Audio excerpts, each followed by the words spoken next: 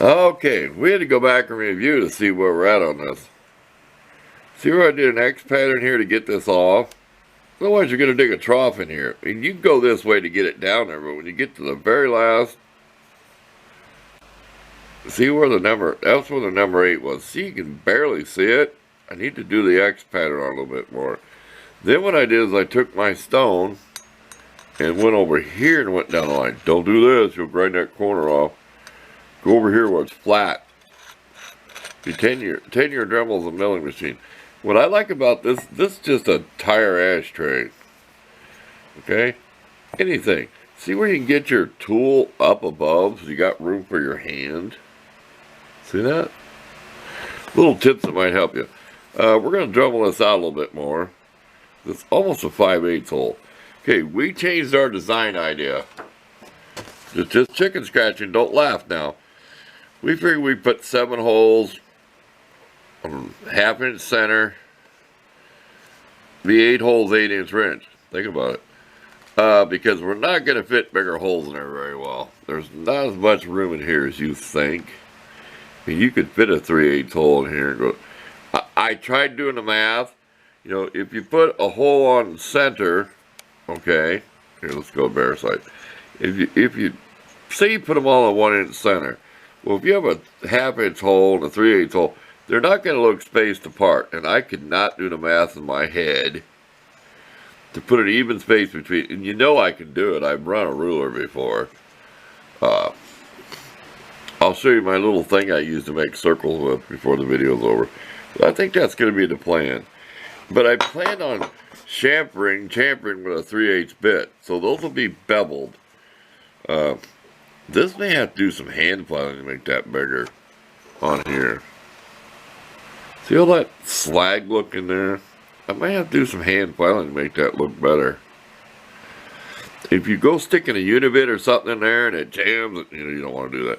Now I had this done once with my coarse abrasive wheel, then took the red one. I didn't like it. I ended up running it through the wheel this way because I'm trying to get rid of that stuff. I mean, I'd like to have it in here. It's really not possible trying to get rid of this. Ain't that the pits? Get it? Ain't that the pits? Just give you an idea. Like I said, X pattern. Then you can run lengthwise, get it down there. And don't use a small stone. Use a big one like I am. The bigger the better. The little ones dig little divots and stuff. I said, you can't keep your hands clean. And I'm tired of using latex gloves. I went and bought like 5 pair of these. These are comfortable running a Dremel. But you try to fumble with the key and everything, but you can't keep your hands clean. My hands were clean this morning. My fingernails weren't the greatest, but if you're not getting dirty, you're not working. I'm just self-conscious about that. People are like, man, that guy needs a manicure. There. This might be a 2-part video. But I'm showing you all my techniques and everything here. So if I do another one, you can say, oh yeah, I know exactly how I did that. See? It's a learning experience for all of us. I mean, this is learning for me. I've never sat here and ground the lettering off out of a wrench. Get the idea. Now, let's talk more work. This plating may come off. Can you see that? Looks like a different color on camera. Look. It almost has a gold tone compared to that. I think this stuff may be coming off. And you talk about a sharp knife edge. Oh boy. I was going like this with the abrasive wheel to clean that up. Wow. That's like knife sharp. That's got to go. You can't have that. So this, you want a crisp line, yeah, but we can't have that up in here. Okay, enough of my grungy hands. Back to work. We'll come back when we have this looking good. And it'll just be a real quick shot. And then we got to find a way to make a template down here out of cardboard or something to make our lines in here and make our center points. Then it's off to the drill press. And I will be using my carbide bits. I still need to find some cutting oil. There's not a store in the city that has cutting oil, believe it or not. But I have some old antique sulfur cutting oil in an old antique oil can I bought. I may show you that. So, let's talk more work. Okay, watch your ears. X pattern. My voice is going. Excuse me, but I can't take two. Let's go. This is how I'm going to rough this back up. It's going slow. Hear it bouncing. You can almost hear it bouncing. Bump, bump, bump, bump, bump, bump.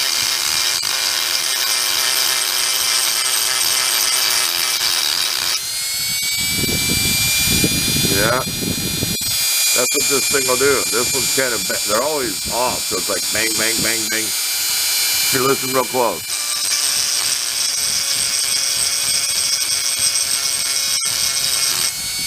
We're at a slow speed. We're not.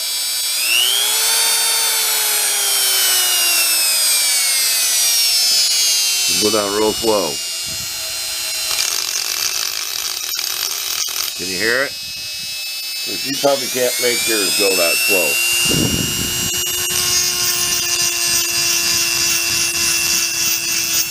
Okay, enough of that tutorial, or whatever they call it. Okay, we toned the light down a little bit. We want this to be a brush finish. We don't want to polish it, so we're going to go with our abrasive wheels. It's hard to see it. We took it to this chrome because it's just too gaudy looking what was on there. It didn't look as like this did. You can see all the X's in there, but this is a good base now to paint. Because I don't think you'll see that through the paint. We'll do a test and we'll see. We won't paint the whole. We'll put a little paint on there and see what it looks like when it dries. Excuse me. I need to take a drink of something. I wear that mask. Oh boy. Yes, you don't know what's in this chrome. I wear a mask, goggles, and I have my door open, even though I sacrifice a little heat, with the fan blowing out the door. I am not breathing in whatever this chrome plating is. So warning, there's the only disclaimer you get. Like this, I kind of went lengthways. But you may hit that with a stone or something. Yeah. See, we got a rough finish back to put paint on. There you go. It's break time. Break time, get the stove going again. I'm getting a little chilly in here.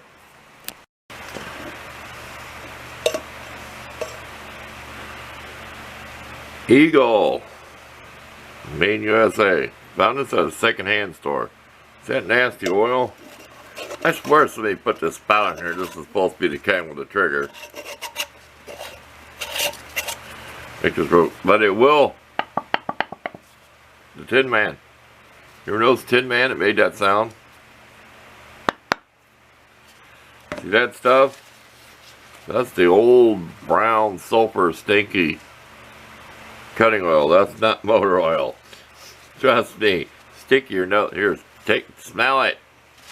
You ever smelled that old cutting oil? That's what we're gonna use. And we'll never restore this. That'd be foolish. What a nice thing. Look how good the bottom is.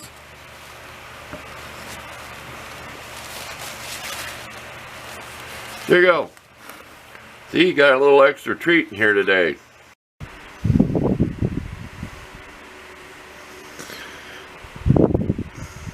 I don't think any of them's in a straight line, but the smell of the sulfur-based cutting oil when it got hot. Oh boy, I felt like a machinist or something. Whew. And that's old stuff too. Who knows how old it is in that oil can. So, there you go, it's good enough. I said, we're just playing around. This ain't professional. There you go. Off to whatever I do next to it. Okay, we're done with this little project. I hope you don't mind the long video that I made on this. That way if I make one in the future, I don't have to, explain how I drilled the pin out. And there's epoxy in there on the pin. Then I put some on the end of it. It's just clear epoxy. But it's strong enough to hold that pin. You'd have to do a lot to get that pin to come out. But still works okay. Afraid to touch it. But I will be using it.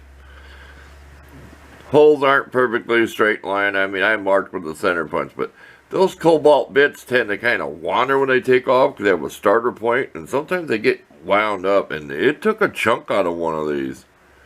Like the second hole back from it, one of these took a chunk. I mean, I'll show my mistakes. It was this one. Look at the top left corner if you can see it. It ripped a chunk out of the wrench. What was weird, these two holes were harder to drill than this one, then they got easier. It's like, it was more hardened out here on this end. They left this softer. It was weird. I mean, it just went right through these.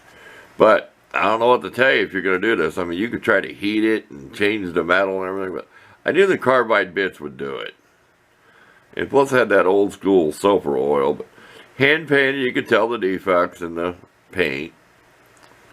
But it'll be a working tool. And this is just brush finish. It's what I call my scrubby brush, then the red and the gray one. So it's not polished with any polish at all. You know, or the buffer wheels. It's like this. I took this factory finish and I brushed it down. It was... I did not like it. It did not... And still, I really don't like it. It's too cheapy chrome looking. I like that look better. I got lucky on the pin. I drilled that 3/16. I mean, there is ways you can drill and tap if you have a little lathe. You can make a threaded, you know, thread this like 3/16. Then make your pin in a smaller diameter. But this is just quick and easy. It's just a cheap wrench. And I figured what I'd say. I can buy one for $5 and one for $6, but I bought 3 of them for $9. But the other ones were a little better quality, but they had writing on both sides. There you go. This will match my little Klein wrench, which I really like using. I have it at the bench all the time. I would not trade this for a dozen of any other brand. This wrench, I swear, would almost open up farther than the other one. Let's just find out.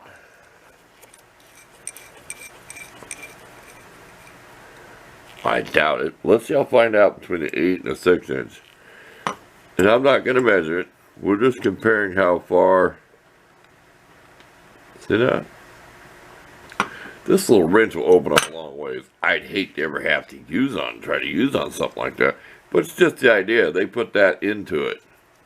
You know, very good quality tool. Enough on that. And I did redo this. There's a video on it somewhere. There you go. Now on to the 10 inch. The 6 inch is junk. I'm junking it. I'm not going to try to do anything to it. It does not work. This thing's not made right. It catches, it grabs. I took the pin. I'm not messing with it. It is not worth my headache of trying to repair a little cheapy wrench like that. But I'll probably put the handle on something. But there you go. I hope you enjoyed watching this, how I did all this. Probably way too much info, but we're out of here. Look for the nice pictures at the end. And thanks again for watching.